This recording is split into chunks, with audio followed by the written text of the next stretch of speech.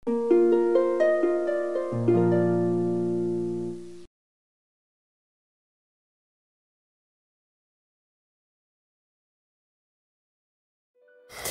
ketemu lagi di vlog Juru Baca. Bersama saya Hasan Aspahani, kita ngobrolin puisi lagi. Yang salah satu pertanyaan yang paling sering ditanyakan terkait puisi adalah soal metafora. Metafora itu apa? Metafora itu bagaimana cara menuliskannya? Metafora itu, kalau puisi tanpa metafora apakah masih disebut puisi gitu. Banyak sekali pertanyaan tentang itu. Apakah metafora itu hanya persoalan gaya bahasa?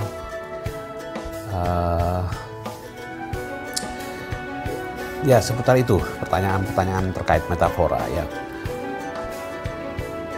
Kita pakai contoh untuk menjelaskan itu. Misalnya Sajak Khairil, aku ini binatang jalang. Itu metafora.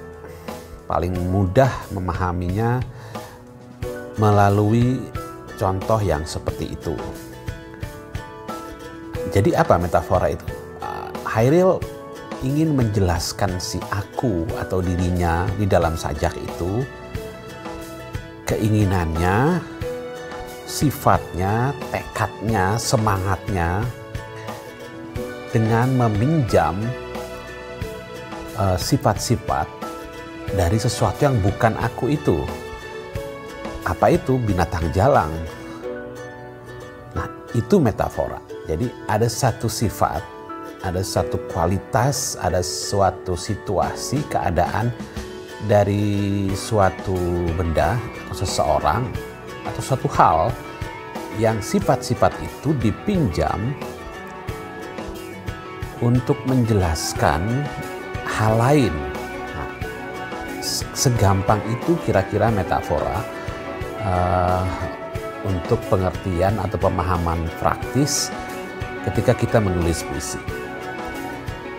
Jadi Khairil tidak menjelaskan, aku tidak mau kalah, aku tidak ingin menyerah, aku akan melawan siapapun yang menghalang-halangi jalanku. Kalau dia mau menjelaskan dengan cara seperti itu pun boleh-boleh saja, tidak ada yang mengatur atau melarang Khairil untuk melakukan itu kan. Tapi itu akan menjadi terang benderang, menjadi transparan. Dan nah itulah peran metafor dalam puisi. Jadi metafor itu jalan untuk mengucapkan sesuatu dengan cara tidak langsung, dan karena itu dia estetis. Jadi ingat, estetika itu apa?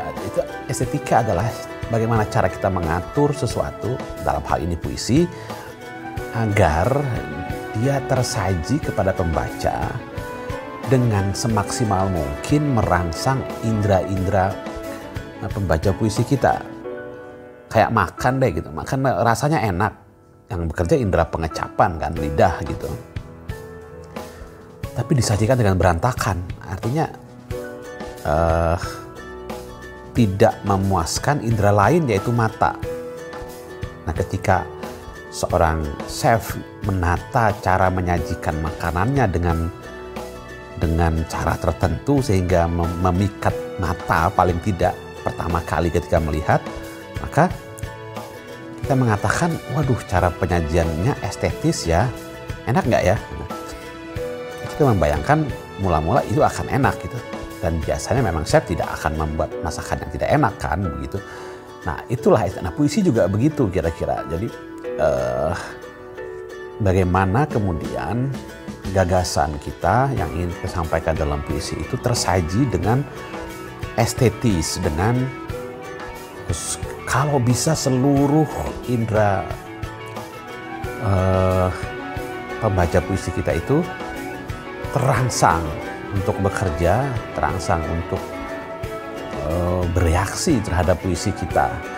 Nah, salah satu gunanya metafor adalah itu gitu, bagaimana merangsang imaji indera pembaca kita ketika kita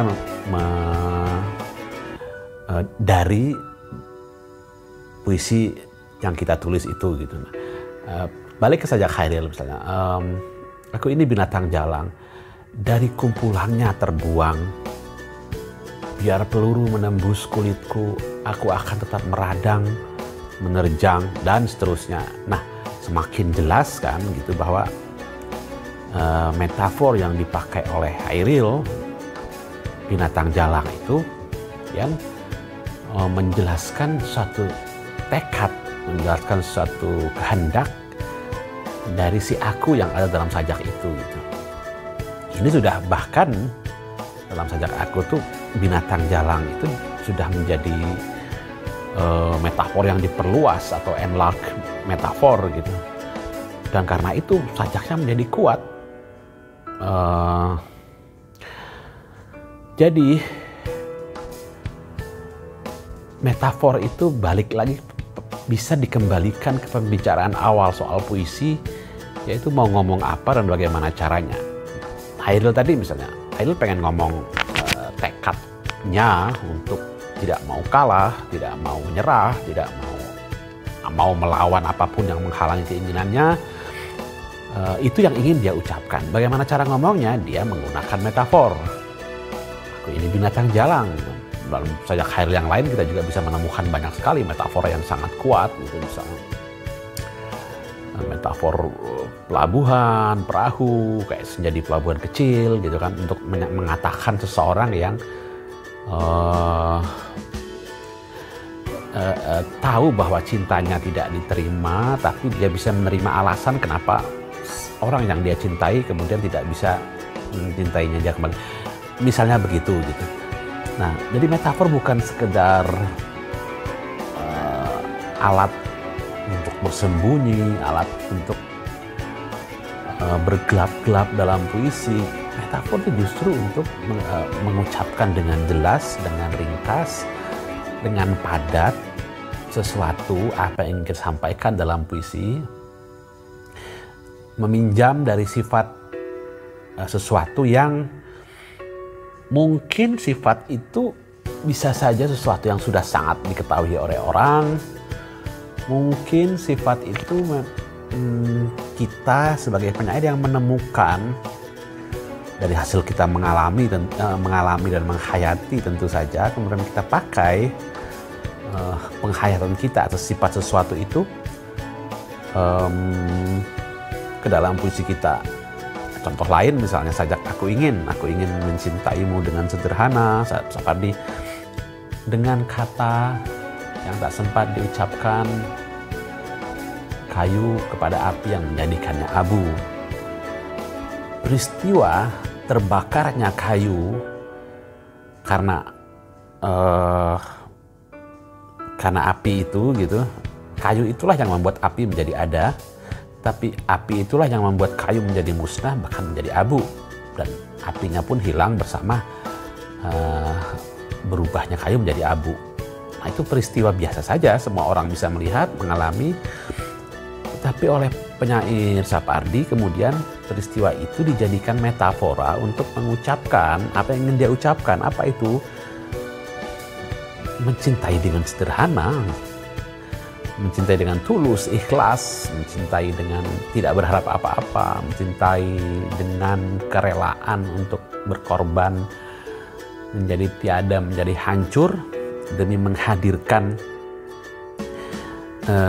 apa yang kita cintai itu. Dalam hal kayu, misalnya kayu mencintai, ini metafor yang kita tangkap dari sajaknya Pak Sapardi, kayu mencintai api, tahu bahwa api harus hadir karena itu hangat itu bermanfaat untuk menerangi cahayanya untuk menerangi, hangatnya untuk menghangatkan gitu kan. Tapi kayu tahu bahwa dalam imajinasi intuisinya penyair, kayu tahu bahwa karena itu dia harus menjadi tiada. Nah, itulah mencintai dengan sederhana. Jadi metafor peristiwa terbakarnya kayu itu menjadi abu, dijadikan, dihayati oleh penyair, dijadikan dijadikan alat untuk mengucapkan sesuatu yang lain, yaitu mencintai dengan sederhana. Maka setelah sajak itu yang aku ingin mencintaimu dengan sederhana, Sapardi tidak mengatakan aku ingin mencintaimu dengan sederhana dan menjadi kekasihmu yang tulus berkorban, hancur. Ya semua itu ya biasa saja. Itu hal yang kadang-kadang fungsi metafor juga menghindari keberulangan itu. Nah, kita bisa menjadi unik, kita bisa menjadi khas, kita bisa menjadi berbeda dengan cara menemukan metafora yang khas milik kita. Nggak ada cara lain kecuali mengamati apapun yang ada di sekitar kita, apapun yang ada di dalam diri kita, mengamati alam, mengamati peristiwa-peristiwa alam yang tidak harus peristiwa yang luar biasa, langka, tapi peristiwa-peristiwa yang biasa saja, yang tanpa pengamatan yang jeli, dengan mata seorang penyair yang ingin mencari pengucapan untuk mengolah menjadi metafor, maka peristiwa itu akan berlalu lewat, terlupakan, dan hilang. Itu metafor ya. Terima kasih.